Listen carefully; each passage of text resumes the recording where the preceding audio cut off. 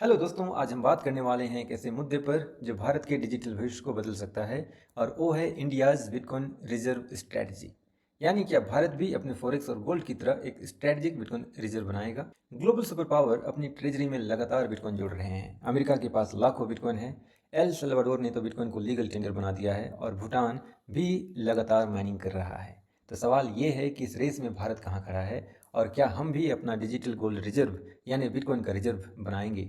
चलिए सबसे पहले जानते हैं स्ट्रेटजिक बिटकॉइन रिजर्व क्या है। दोस्तों, स्ट्रेटजिक बिटकॉइन रिजर्व या एसबीआर का मतलब है जब कोई देश अपनी ट्रेजरी में बिटकॉइन रखता है, बिल्कुल वैसे ही जैसे हम गोल्ड और अमेरिकी डॉलर रखते हैं। और इसका फायदा आज की सिचुएशन में काफ़ी बड़ा हो सकता है। सबसे पहला है ये हमारी इकोनॉमिक सिक्योरिटी को मजबूत करता है।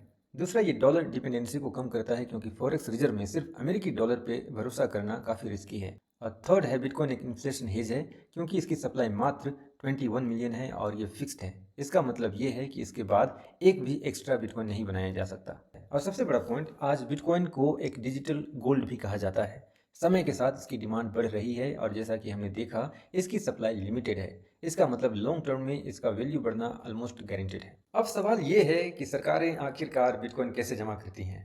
सरकारें चार तरह से बिटकॉइन जमा करती हैं, जैसा जिसमें से सबसे पहला है जब्ती। जैसा कि हमने देखा है, अमेरिका ने सिल्क रोड से बड़ी मात्रा में बिटकॉइन जब्त किया था और भारत ने ऐसा ही बिटकॉइन जब्त किया था बिट कनेक्ट स्कैम से। सेकेंड है परचेज। एल सल्वाडोर लगातार एक रिटेल इन्वेस्टर्स की तरह खुले बाजार से बिटकॉइन खरीद रहा है। थर्ड है माइनिंग। भूटान आज अपनी हाइड्रो पावर से बिटकॉइन माइनिंग करके लगातार बिटकॉइन अक्यूमुलेट कर रहा है। और फोर्थ है डोनेशन। जैसा कि आपको पता होगा कि यूक्रेन को युद्ध के दौरान दुनिया भर से बिटकॉइन दान मिले, जिससे यूक्रेन ने अपना डिजिटल रिजर्व तैयार किया है। यानी दोस्तों, सरकारों के पास बिटकॉइन जमा करने के कई तरीके हैं और हर देश अपनी जरूरत और स्ट्रेटजी के हिसाब से रास्ता चुनता है। अब चलिए जानते हैं कि स्ट्रेटजिक बिटकॉइन रिजर्व की दिशा में कौन सा देश किस तरीके से कदम बढ़ा रहा है। अगर हम बात करें तो इस वेबसाइट के हिसाब से यूनाइटेड स्टेट्स 1,98,000 बिटकॉइन के साथ सबसे पहले नंबर पे और सेकेंड नंबर पे चाइना है।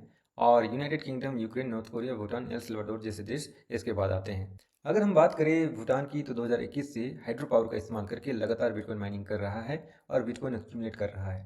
और ब्राज़ील की अगर हम बात करें तो ब्राज़ील ने अपने फॉरेक्स रिजर्व का एक हिस्सा बिटकॉइन में इन्वेस्ट करने की तैयारी में है। और यूक्रेन ने ऑफिशियली स्ट्रेटजिक बिटकॉइन रिजर्व बनाने का प्रस्ताव रख दिया है। और जैसा कि हम सभी जानते हैं, एल सल्वाडोर ने बिटकॉइन को लीगल टेंडर ऑलरेडी घोषित कर दिया है और इसे अपनी इकोनॉमी का अहम हिस्सा बना लिया है। अब चलिए जानते हैं कि भारत में सिचुएशन क्या है। फिलहाल भारत ने कोई ऑफिशियली स्ट्रेटजिक बिटकॉइन रिजर्व नहीं बनाया है, लेकिन सरकार के पास 3,000 से 5,000 जब्त बिटकॉइन होने का अनुमान है। अगर भारत चाहे तो अपनी रिन्यूएबल एनर्जी का इस्तेमाल करके एक सस्टेनेबल बिटकॉइन माइनिंग हब बन सकता है। फॉरेन डायरेक्ट इन्वेस्टमेंट यानी एफडीआई अट्रैक्ट कर सकता है और इसके द्वारा लाखों रोजगार पैदा कर सकता है। और सबसे अहम, भारत एक डिजिटल सोवरेन नेशन बन सकता है।